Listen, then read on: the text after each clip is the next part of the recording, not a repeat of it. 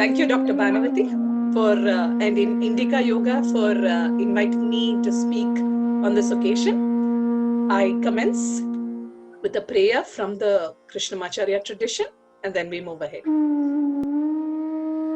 Yogena chittasya padena vacham malam sharirasya cha vaidyakena yopakarottam pravaram muninam patanjalim pranjaliranatosmi abahu purushakaram shankhachakrasidharinam sahasrashirasam shvetam pranamami patanjalim Shrimate Anantaya Nagarajaya Namo Namaha Shri Krishna Vagishayatishwarabhyam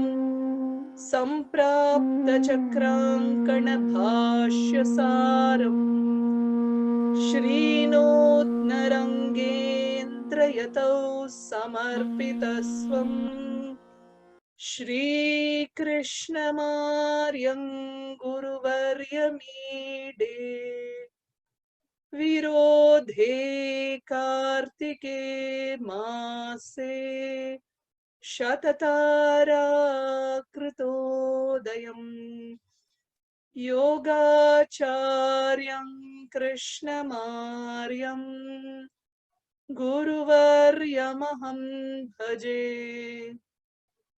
Krishna Suri Daya Patram Jnana Vairagya Bhushanam Srimad Venkatanathāryam Vandeham Yogadeshikam Shri Gurubhyo Namaha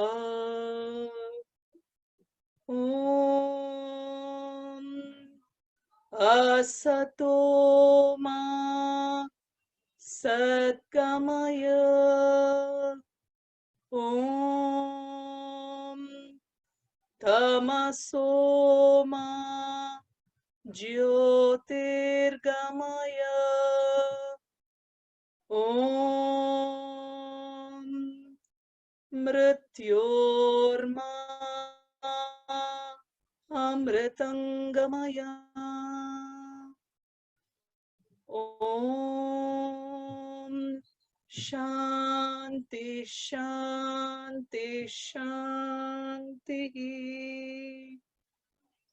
Warm greetings to all of you.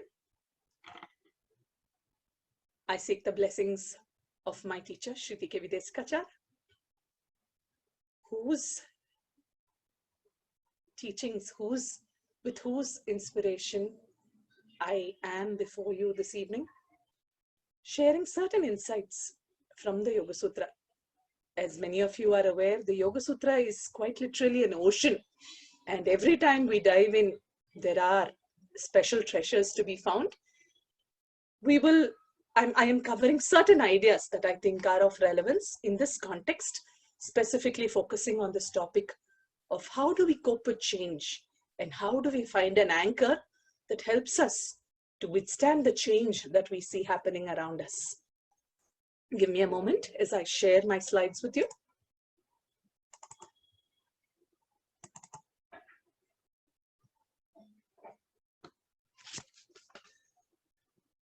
I am covering various ideas in the Yogasutra. Of course, given the time that we have, I may not be able to go too deep into certain ideas, but I'm always open to questions or interactions later. I will do my best to be as clear as possible in my explanations. So when we speak of change, Patanjali makes this very interesting observation in the Yogasutra, Sutra 15. He is very emphatic and seemingly even very negative way. He says, Duhkam eva sarvam. Dukkham eva sarvam. There is only dukkham. There is nothing other than dukkham. Everything in this world, every object, every experience is a source of dukkham. He follows that up immediately with who perceives the world this way. He says, Dukkham eva sarvam vivekinaha. For the viveki, for the one who has wisdom, such a person who has anchored himself firmly in a state of sattva, who has the ability to discern what is real and what is not, what is permanent and what is impermanent. To such a person, to the viveki, everything in this world is experienced as dukkham. It might be temporarily pleasurable, but in the long term, there is only suffering. But what of the others? Because we can't claim to be vivekis. And so what of us? We continue to lead our lives led by our desires. And this is where we are trapped. Desire for power, desire for prosperity, desire for pleasure, and desire for perpetuity. Again and again and again, trying to feed a fire that is never satisfied. And what does this desire do? What is the seeking that we are constantly looking outside for gratification? It makes us orient ourselves outside. And the more we are outwardly oriented, the more we suffer. Why? Let's just look at what the Yogasutra says. This is a common idea, not just in the Yogasutra, but across Indian philosophy. The immediate source of dukkham is known as the tapatraya. The word tapa literally means that which burns. And there are three. Adhyatmika dukkham, adhi bhautika dukkham, adhi daivika dukkham. Adhyatmika dukkham is the suffering that any individual undergoes on account of one's own choices. I suffer because of my thoughts, because of how I choose to think, because of how I choose to be, because of how I choose to speak and to behave. This is Adhyatmika. And so the ownership is mine. Adhi Bhautika Dukkham is the suffering that we are experiencing on account of other creatures, other living beings around us who share our space. And this is where we are presently. There is a worldwide Adhi Bhautika Dukkham that we are undergoing. And there is Adhi Daivika Dukkham caused on account of factors that are beyond our control. Natural calamities, volcanoes, tsunamis, and so on. But despite there being three sources of dukkham, whether I choose to suffer or not is my responsibility. And therefore, how am I responding to dukkham is the question. I can choose to suffer, or I can choose to cope. I can choose to accept the situation and cope. And therefore, I am responsible for the suffering that I undergo. You individually are responsible for your dukkha. We collectively are responsible for our dukkha. And this is where the idea of karma as well ties in. And we must accept that this ocean of changes that seems to have swept us over the last 4 or 5 months, in a way, is a collective ownership that we need to take for the changes that we are undergoing and the dukkha that we are experiencing on account of this change. Why dukkham? As Krishna says, this world is ashashvatam. He says this in the Bhagavad Gita. This is an impermanent world. We think it is permanent and we place faith in what is impermanent, in the deluded idea that this will give us some permanence. Krishna says, Dukkhalayam Jagat. This world is the alaya, the abode of misery. So we say that there is an inherent impermanence in all our experiences, but we hold it as permanent. Small things that we hold on to. And therefore, when what we hold on to is taken away, there is dukkha. And so we see that in this situation that we find ourselves in over the last several months, lockdowns, restrictions on travel, so many changes, we have had to come to terms as a collective, as a collective humanity, we've had to come to terms with how inherently unstable our supposed structures. We've built these structures of safety, of stability, of power, of education. All of this has been completely deconstructed because it's inherently unstable. And the pandemic has set in motion an ocean of changes of unseen proportions. I don't think that as a collective across the world, yes, we had wars, we had various kinds of challenges, but changes of this magnitude, I think, in our collective memory, possibly for several of us, this is the first time we are facing it. And therefore, this has changed the way we work. It's changed the way we relate. It's changed the way we socialize. It's changed the way we commute. It's changed the way we eat. It's changed the way we live. And therefore, there is a collective all-encompassing dukkha. Each of us experiences it to various degrees, some more, some less. Now, let's look at what the Yogasutra says about the underlying causes of dukkha. Where does this dukkha come? In Sutra 15, Patanjali says, he attributes 4 causes to dukkha: Parinama, Tapa, Samskara, and Guna, Vritti, Virodha. This is from the text. Parinama is change. Tapa is any desire, a strong urge, a desire that demands gratification, but we are unable to fulfill it. Samskara, conditioning, repeated habits, patterns that we condition ourselves to do. And Guna, Vritti, Virodha. I'm keeping it simple on the surface without going deeper into each of these words. Guna, Vritti, Virodha. There is a conflict. What is this conflict? That the gunas, some of you might be familiar, are certain inherent qualities of all matter, including the body, the mind, and the senses. So you have 3 gunas: sattva, which gives us lucidity, clarity, presence of mind, intuitive ability. All of this is sattva, lightness. Rajas causes us to move, to act. It urges that immediacy of action and reaction. Tamas is what makes us dull, lethargic, and unmoving. We need the gunas. All the 3 gunas are essential for us to be functional, but there can be certain inconsistencies, certain conflicts in these gunas. There can be a sattva dominance in the mind, but the corresponding activity might be one where there is a different necessity. Say, for instance, you might be, it might be past midnight, you have to sleep, but your mind could be so full of thoughts, just racing, that it's preventing you from sleeping. And therefore, where there's this conflict, immediately there is dukkha. And so we see that these Patanjali presents as the fundamental, the superficial, the immediate causes of dukkha. Why do we suffer? But if we go a little deeper into these ideas, they seem to be separate. But we realize that fundamentally, all these experiences of dukkha arise out of parinam, out of change. How do we deal with change?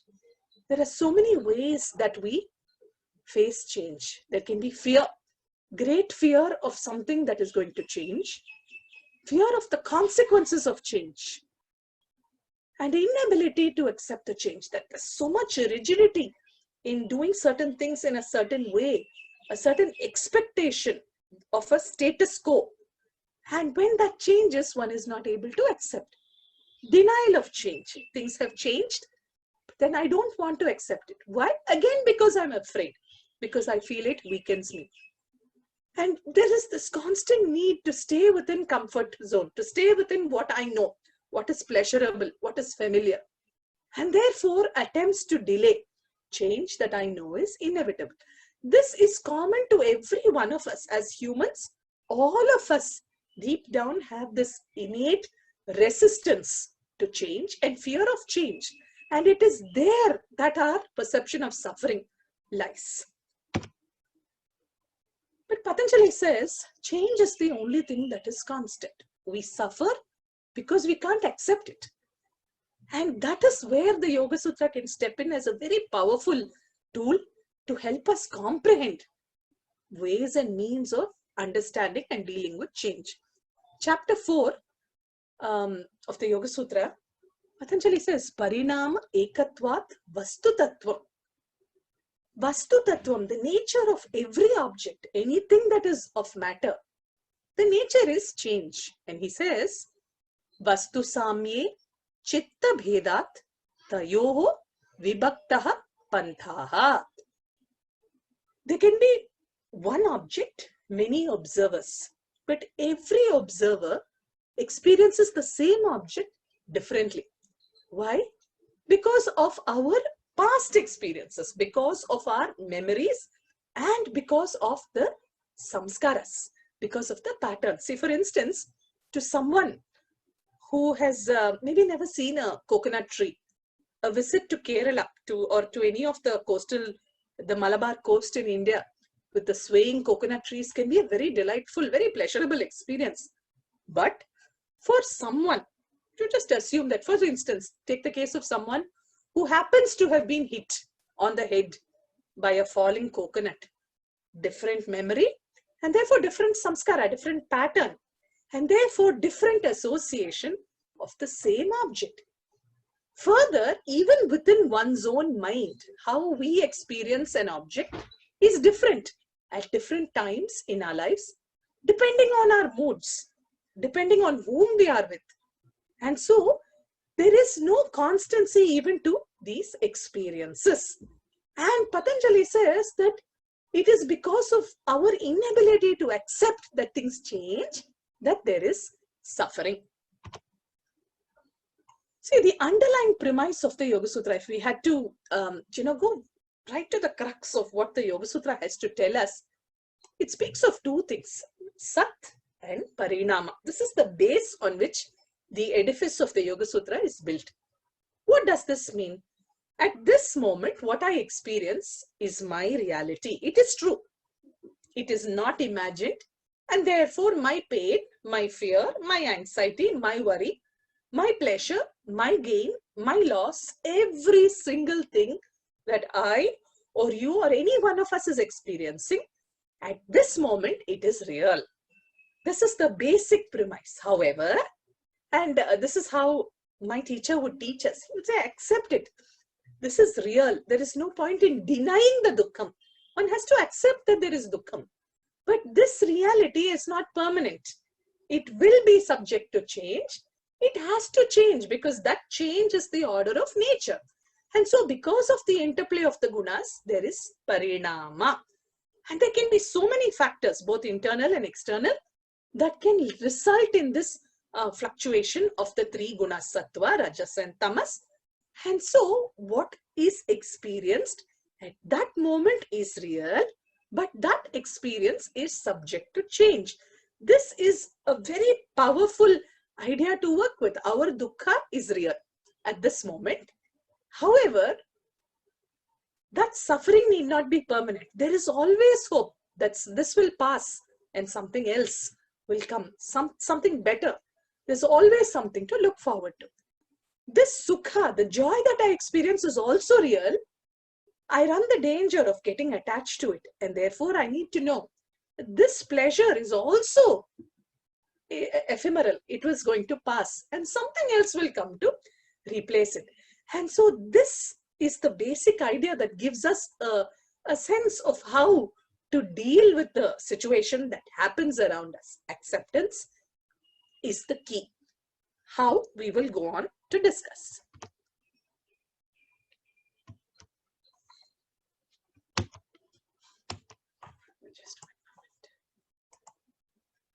How does this parinama occur in nature? This is again the Yoga Sutra, chapter 3. There is parinama. There is always parinama.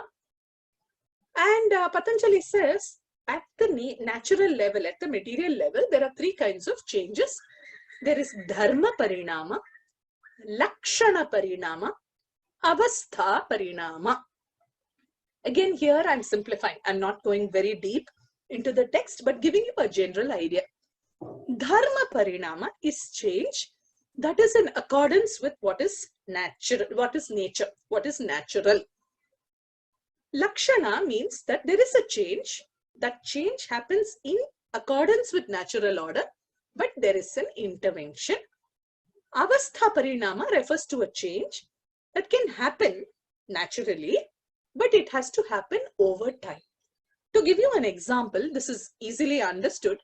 If you take the case of a seed, say a mango seed has the dharma of becoming a mango sapling, eventually becoming a mango tree, flowering, and then giving us mangoes. This is the dharma of the mango seed. However, this mango seed is not going to magically become a mango tree and shower us with mangoes if I just were to hold the seed in my hand. There is an intervention that can happen naturally through with the birds or the squirrels or the other creatures where there is a process of pollination and the seed is planted, or through the intervention of a farmer where the seed is planted, nourished, the soil is tilled and there's water, adequate sunlight, necessary nutrients are given. All of this is lakshana. There is some intervention. And when does this mango seed become a sapling or then eventually become a tree? When does it flower? When does it fruit? You can't plant the seed tonight and expect the fruit tomorrow. This is a process that will take time. And so several years have to go by before that mango seed is capable of giving forth more mangoes. This is how Parinama occurs in nature. This is true of all the changes. Even if you take the case of, say, a woman giving birth to a baby. To be able to birth is the dharma of the female of all species, which is in consistence with nature. But there is a lakshana, there is an intervention. There has to be impregnation for conception to happen. When does this happen? It cannot happen before puberty. It cannot happen after menopause. This is nature. And so there is an avastha, a certain period during which a woman is capable of becoming a mother, and so on. So you have many examples to explain Parinam.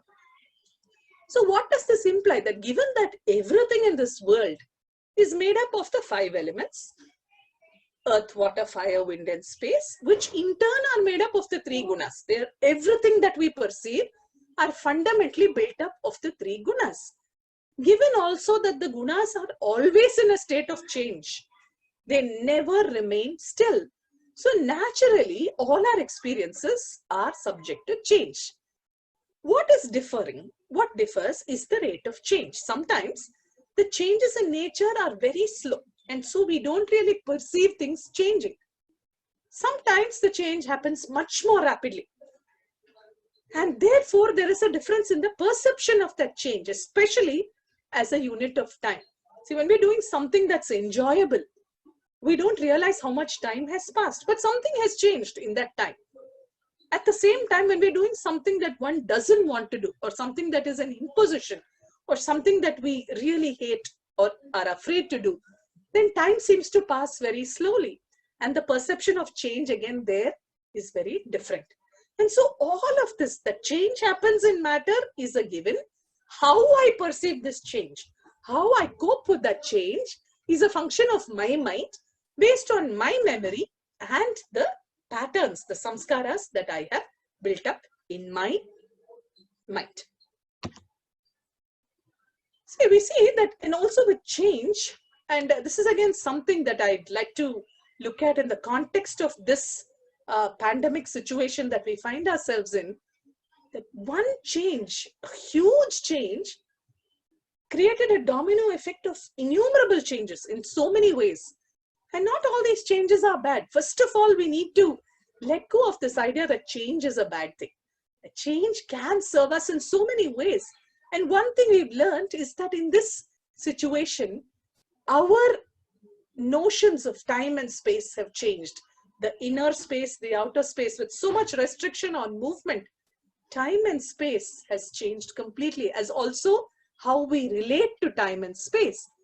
Our relationship patterns have changed. Naturally, so many of us are finding ourselves with families. Normally, we may not be all together at the same time within the house. Yes, this is a challenge. It is also an opportunity. Everything has its challenges and opportunities. And so we are redefining ways of working, redefining relationships.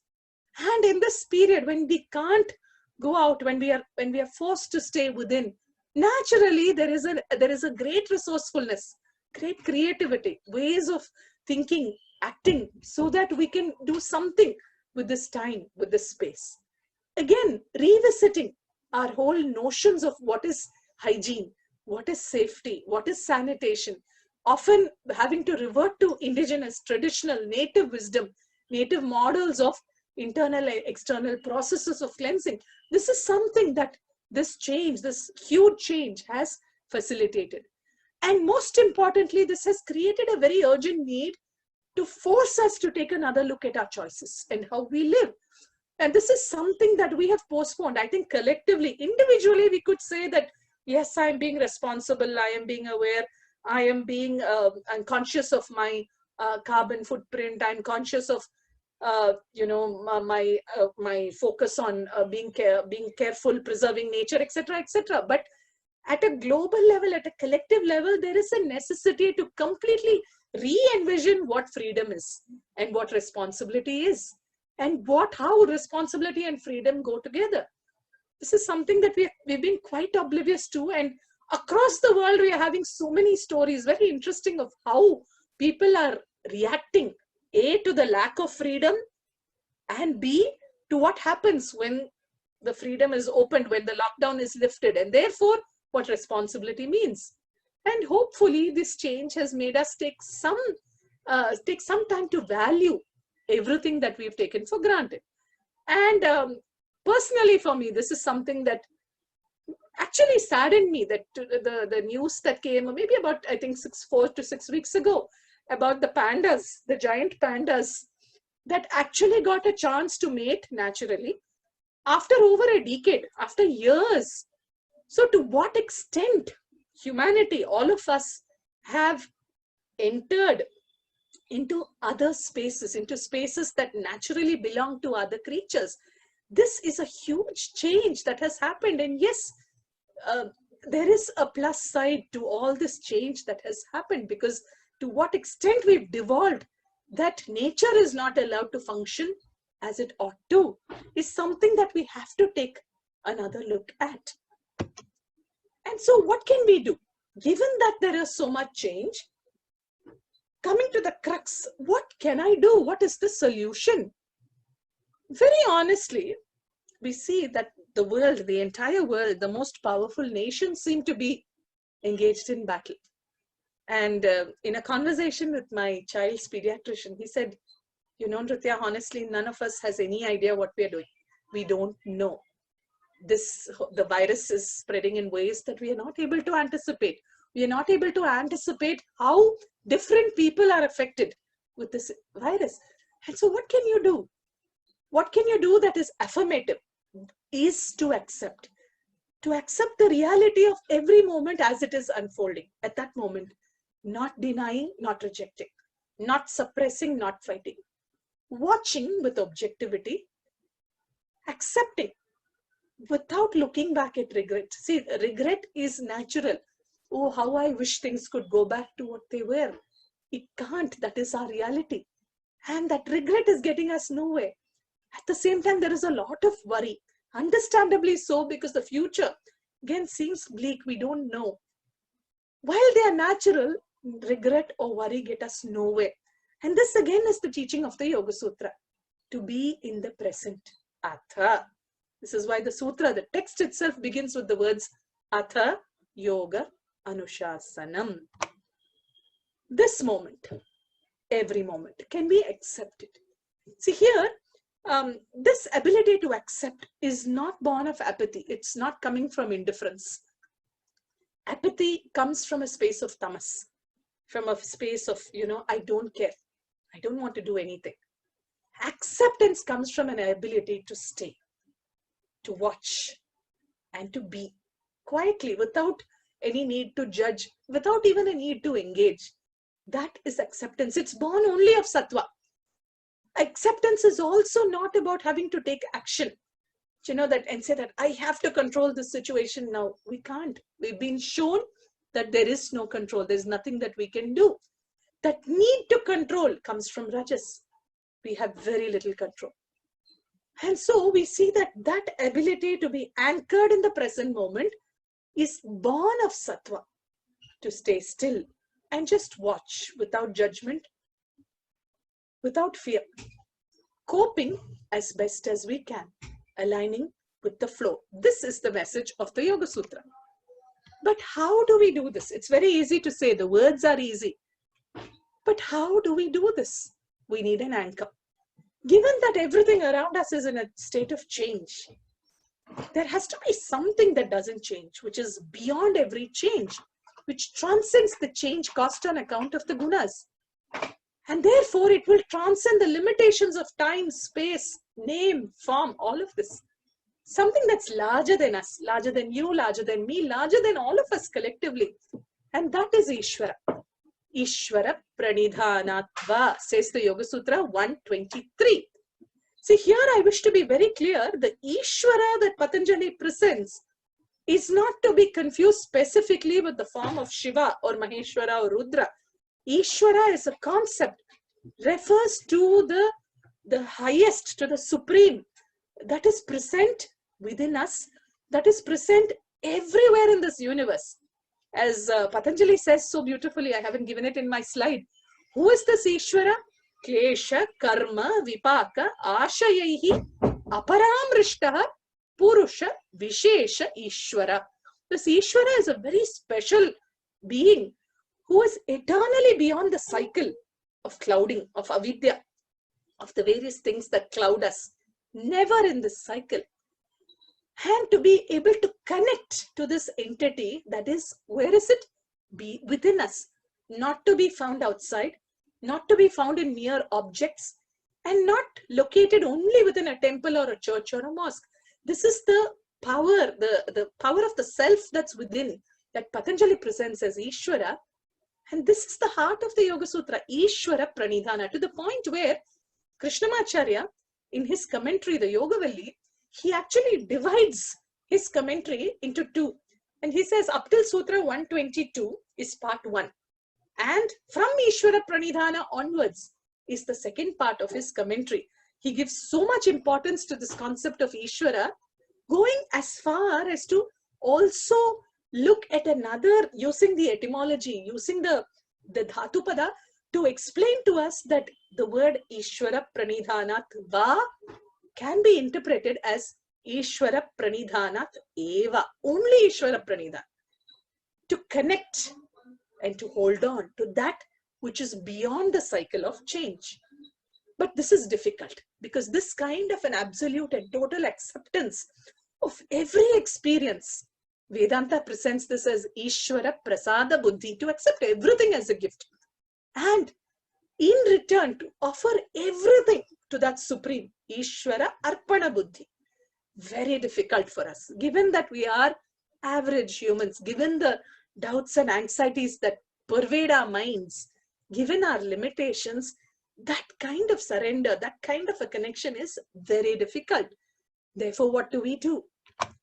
Instead, can we look for the small truth, the sat that is there in every moment, small things through our days that gives us some measure of pleasure, some measure of peace.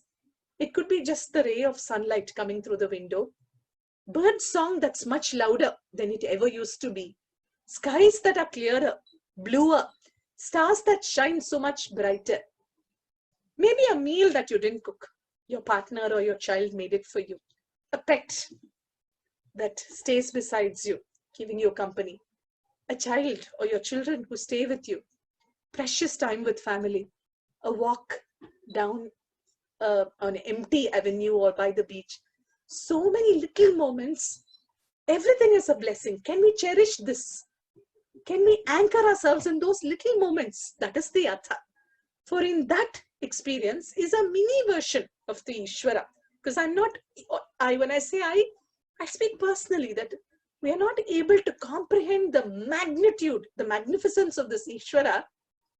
And even more challenging for us is to accept the fact that this minute virus that you can't even see, that has brought the entire world to its knees, is nevertheless a part of Ishvara's universe, a part of this magnificent universe. And so what is it that we can hold on to to these small moments, because these can give us an unimaginable source of power to replenish our energy and give us that hope, that ability to move from one moment to the next, from one day to the next, slowly, 1 week to the next, one step in front of the other. Here again from the Yoga Sutra, see, if our resistances and our preoccupation with, falling into a familiar pattern to do something that I am comfortable with, I know this, and therefore it gives me pleasure. This is a pattern that we get ourselves into. We have to acquire an ability to change and find a Theorem and a Sukham in every situation. See, Patanjali presents this concept of Theorem. Theorem is stability. Sukham is ease. Stability without tension. At the same time, ease without being careless. Very interesting combination. They seem to be at odds with each other, but very beautifully integrated. We need to find this Theorem and Sukham in every situation, not just doing asana. Asana is only a component. But wherever we are, I need to look for my sthira and my sukha. This is chapter 2 of the Yoga Sutra. And so in explaining Sthiram and Sukham, Patanjali says, chapter 2, Sutra 47. Prayatna Shaithilya Ananta Samapatti. Prayatna Shaithilya. What do? I need to make an effort. Some effort, some directed effort that will reduce my resistance to change. That will reduce my resistance, my rigidity, physically, physiologically, cognitively, emotionally, and spiritually. Asanas play a very useful role here in terms of changing the samskaras. As Krishnamacharya says, he defines asana as Nava Sharira Samskara, creating a new pattern for the body, something that it has not been used to. And so we have a remarkable tool of asana that gives us flexibility, gives us strength. And remember that this is not addressing the body merely at an external physical or physiological level. Asana becomes a medium for slowly letting go of other samskaras, so many things that hold us prisoner. So we start at the gross level and we can move inwards. Ananta Samapatti. This is the second part of the sutra. Create a connection to what is endless, Ananta. Specifically here in our tradition, Krishnamacharya and Sri Desikachar translate this as a connection to the breath, because it's the breath that is eternal. From moment to moment, it leads us. It is our lifeline. And it's through the breath that we are able to connect the prana within to the prana without. And as we learn to regulate and lengthen the breath little by little, it has far-reaching changes on the mind. As the Hatha Yoga Pratipika says, Chale vati chalam chittam, nishchale nishchalam kavit. As is the breath, as the breath moves, so the mind moves. The more agitated your breath, the more disturbed your mind. Now, the disturbance of the mind is something that is very hard for us to address, because this suffering exists at so many levels. We internalize that suffering in so many ways. But there is a very simple, effective strategy to follow the breath. Little by little, if we learn to lengthen the breath, to bring control to the very act of inhalation and exhalation, as the breath slows down and smoothens, quite naturally, the mind will also do the same. This is something we can all have experienced, even when one is angry. Our grandmothers would say, just stay quietly. Take a few breaths before you react. Very valuable wisdom, because what happens in those few moments of taking deep breaths is that it alters that reactionary nature of the mind, making us respond with attention, with care, with compassion to any situation. And so there are tools, even though Ishvara Pranidhana may not be immediately possible. At a lower level, there is asana, there is pranayama that can help us create a mental ambience where this kind of a deeper connection to Ishvara is possible. Again, in the Yogasutra Patanjali tells us in chapter 3, he says that the mind can go through many levels of evolution from a vyuthana samskara, from a highly distracted, agitated, confused state. Little by little, the mind comes to a state of clarity, of attention. Even there where there is attention, one can pay attention to different things. I could possibly, when I'm cooking, I can pay attention to my cooking. When I write, I can focus on the writing. When I'm with my child, I can focus on that. So there is sarvarthata, attention, but in different directions. But little by little, it becomes ekagrata. This is with effort, one-pointed. And then even there, that ekagrata can deepen to the highest level of meditation, which is called tulya pratyaya, where the mind's field appears to be a flat line. There is no change in the thought from one moment to the next to the next. I'm not again going into the details because this is a lot of very advanced yoga philosophy that one has to go into. I'm just presenting the idea that just as the world outside changes, our mind is also capable of change. How do you make it change? You hold on to other tools, to use the asana, use the pranayama, to help it to change. And we must, what the sutras indicate to us, leave alone the philosophical angle. It says that while these patterns exist, the patterns of anxiety, stress, fear, agitation, all of these are real. Changing them is not impossible. They can be changed. It will take time. It will take effort. It will take consistent perseverance. And such changes can happen. And so along with asana and pranayama, yoga offers us an entire array of tools. Of course, the yamas and the niyamas are the social and personal disciplines are something that we have to really think about in these times. That itself is the subject for another webinar in itself. Apart from which, practices of chanting, japa, bhavana, all of this can help to sustain the physical and physiological changes. Little by little, that will permeate to impact the cognitive and emotional. That in turn leads us to a much more stable state of acceptance, of being able to anchor ourselves in the moment. So this is a process that the yoga tools open out to us. And so we say that, again, here seems to be a bit of an anachronism. To be stably anchored is important. Equally important is letting go. And so the question is, what do we anchor ourselves to? You have to anchor to something that's within. There is no point in expecting a freedom from dukkham or a change in our circumstance as long as we are looking for something outside or looking for someone outside to change that dukkham. I have to start with an acceptance. And we see that a good practice of yoga, what does it do?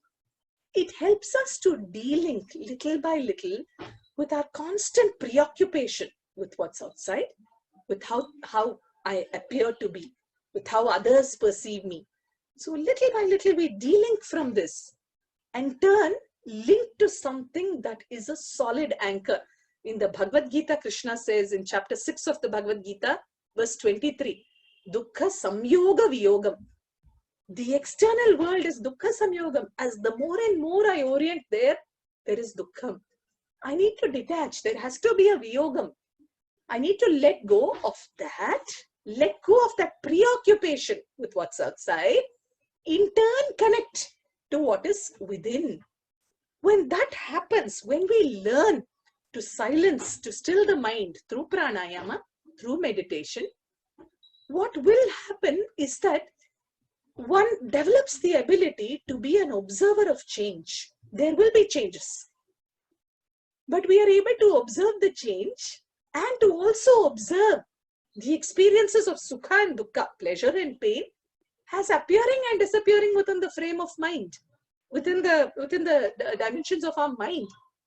Despite the dukkha and sukha that happens, this is comparable to the waves of an ocean, that the waves happen on the surface, but deep down, the waters of the ocean are still. And that is the gift that meditation can give us, that ability to be rooted, to be still, and to be stable. Remember that in this, There is no loneliness. There is a difference between isolation and solitude. Isolation happens when I perceive myself in relation to another.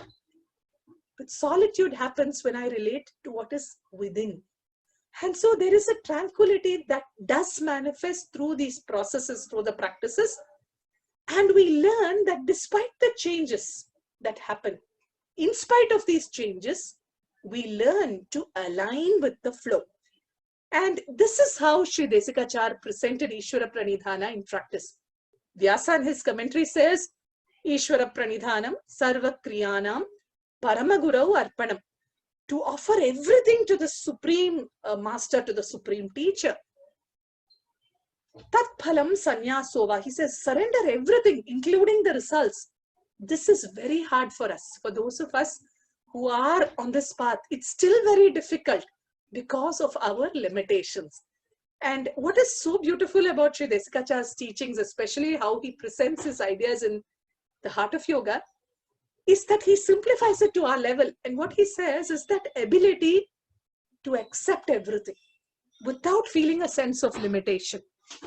To accept that failure is not a bad thing. It's not the end. There is always another step that can be taken. To accept that change is not bad. To accept limitations in self and in others without feeling a need to judge, without feeling the need to change it. To accept everything that comes our way as an opportunity. There can be challenges, but can we train ourselves to look for little windows of opportunity in the midst of those challenges? And most importantly, to accept the inevitability of change. That is Ishvara Pranidhana. This is how Sri Desikachar has taught us Ishvara Pranidhana at a very practical level. But for this, what should I do? I have to let go. I have to let go of all my fears, let go of my worry, let go of my anxiety, believe that I will be held, let go of that ego-driven need for recognition, for validation from the outside, let go of our rigidity when it comes to planning. This is how my life should be. This. The last 3 months have told us that no amount of planning is of any use. The entire world is in a standstill. And so we have to let go of that need, that preoccupation to be in control, and also that urge to be in action, to do something all the time. Sometimes you don't. Sometimes it's enough to just be. And also let go of that need. This is overpowering, this overwhelming need of controlling matter, of controlling time, of controlling places, of controlling people, and most importantly, controlling nature. This we have to let go. And so we see that this journey where we are rooted in change and we connect to something that's changing in the hopes that this is permanent, when you have a fake false anchor, naturally you're governed by, you're overwhelmed by the fear of change. And so we have to let go of that and create a new anchor to something which never changes, which is eternally in a state of Sat, which is the Ishvara, the light within. So if I need to hold on to this inner anchor, I have to change the way I am thinking, change the way I speak, change the way I do things, and change the way I behave. And so I have to change my requirement for validation outside. The need for setting an end goal and say that I need to do this in this time. I have to let go. I need to let go of all my previously built up constructs of what is accepted as wealth, status, power, fame, social acceptance, all of this. Instead, facilitate empowerment, an inner empowerment which is born of sattva, born of great intuition. And it has to be rooted in an unshakable self-confidence. This is not ego. This is the practice of yoga, to be anchored in the self. And so we see that this is not a change that is driven by the ego with a certain end result in mind. It is a much more reliable anchor that we can find when we learn to let go. And with this, I come to the end of this webinar, because this is the crux of the teachings of yoga, of how do I stay in the moment. And Patanjali gives us an array of tools. Depending on which level we are, we can choose the path so that we anchor ourselves to that moment, to every moment. be in it completely, experience it completely. Just to conclude with a very well-known Zen story, the student who asked the Zen master, what is the difference between you and me? We do the same things. And the Zen master is said to have said, when I eat, I only eat. When I sleep, I only sleep. And so that ability to be present, to be in awareness, is the crux of the teachings of the Yoga Sutra. With this, I conclude. I just finish with a small chant, a mantra from the Narayana Upanishad, which speaks of the pranava, the omkara, as the very embodiment of the Supreme. And Ishvara Pranidhana, as we see in the Yoga Sutra, the connection to Ishvara happens through japa, through the chanting of the pranava, tasya vachakaha pranavaha. Again, here, one could say that pranava is the omkara, no doubt. But the Yoga Sutra is a text that's not exclusive, it's open to everyone. And Sri Desikachar also says that pranava refers to any sound that is sacred from one's tradition. It doesn't matter what tradition or culture or faith or belief system you come from. Sound is our nature. And the practice of chanting, of singing, all of these are ways of connecting to something that is beyond and bringing our attention to the present. I just conclude with this chant, after which we'll throw this open for questions. Om Pratyaganandam Brahma Purusham Pranavasvarupam Akara Ukara Makara Iti Tanekadha Samabharattadetadom Yamuktva Muchyate Yogi Janma Samsara Bandhana